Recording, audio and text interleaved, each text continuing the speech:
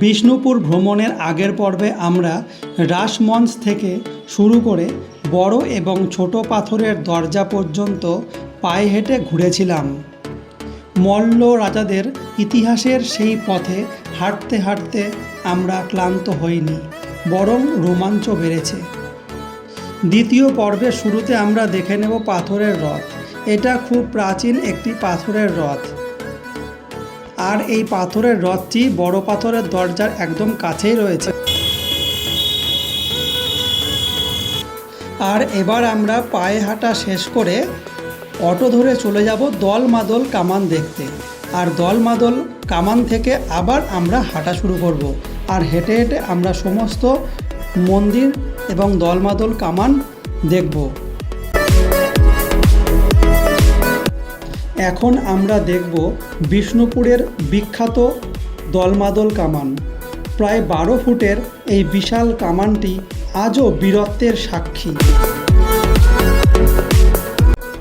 লোককথা অনুযায়ী বর্গী আক্রমণ রুখতে স্বয়ং মদনমোহন এই কামান দেখেছিলেন।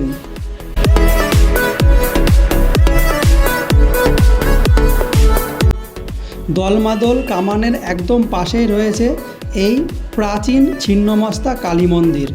এটাও দেখে আসবে, শান্ত নিরিবিলি পরিবেশে খুবই ভালো লাগবে। বিষ্ণুপুরের একরত্ন মন্দিরগুলোর মধ্যে নন্দলাল মন্দির একটি অন্যতম মন্দির। এই মন্দিরের বিশাল আকার এবং মজবুত ল্যাটেরাইট পাথরের কাঠামো পর্যটকদের আকর্ষণ করে।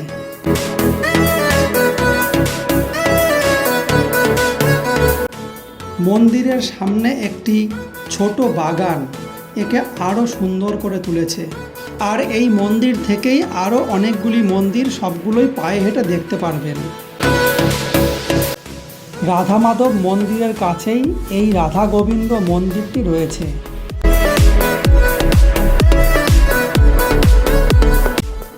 মল্লরাজ কৃষ্ণ সিংহ 1729 সালে এই মন্দিরটি নির্মাণ করেন।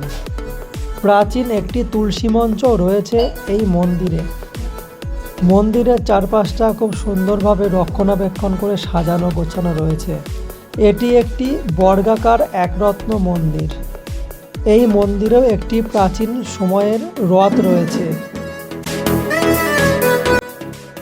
এটি বিষ্ণুপুরের বিখ্যাত রাধা মাধব মন্দির। এই মন্দিরটি 1737 সালে মল্ল রাজা গোপাল সিংহের পুত্রবধূ চূড়ামণি দেবী নির্মাণ করেছিলেন। এটি একরত্ন শৈলীর মন্দির, যা প্রধানত ল্যাটেরাইট পাথর ও ইট দিয়ে তৈরি। এই রাধা মাধব মন্দিরটি দেখে মনে হচ্ছে খুবই সুন্দরভাবে পরিচর্যা করা হয় এবং খুব সুন্দরভাবে সাজানো গোছানো একটি মন্দির। যারা বিষ্ণুপুরে ঘুরতে আসতে চাও তারা কিন্তু অবশ্যই এই মন্দিরগুলো মিস করবে না। এগুলো খুব সুন্দর মন্দির। এখানে আসলে কিভাবে সময় কেটে যাবে বুঝতেই পারবে না।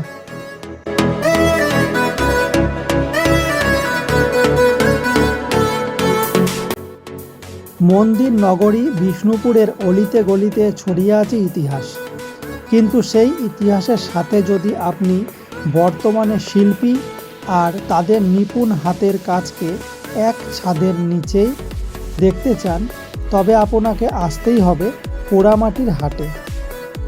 আর এই হাটটি কিন্তু বিকালে বসে। শীতকালে একটু আগে এবং গরমকালে একটু পরে বসে। শীতকালে 3টের পরে এবং গরমকালে 4টের পরে বসে। এখানকার প্রধান আকর্ষণ হলো বিশ্ববিখ্যাত বাঁকুড়ার ঘোড়া আর পোড়ামাটির অপূর্ব সব ঘর সাজানোর জিনিস। পোড়ামাটির হাটের একদম পাশেই রয়েছে 3-4টে টেরাকোটার মন্দির, আর এই মন্দিরগুলো পোড়ামাটির হাটের পরিবেশকে আরও সুন্দর করে তোলে। আর এখানে আদিবাসী নৃত্যেরও ব্যবস্থা আছে। কিভাবে পুরো বিকেলটা এদের সঙ্গে কেটে যাবে আপনি বুঝতেই পারবেন না। প্রাচীন মন্দিরের শহর বিষ্ণুপুরের বুকে এই হাট যেন আধুনিক আর ঐতিহ্যের এক মেলবন্ধন।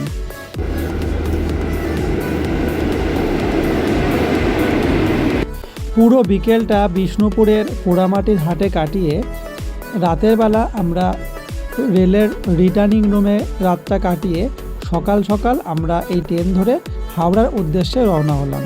আবার দেখা হবে অন্য কোনো ভিডিওতে।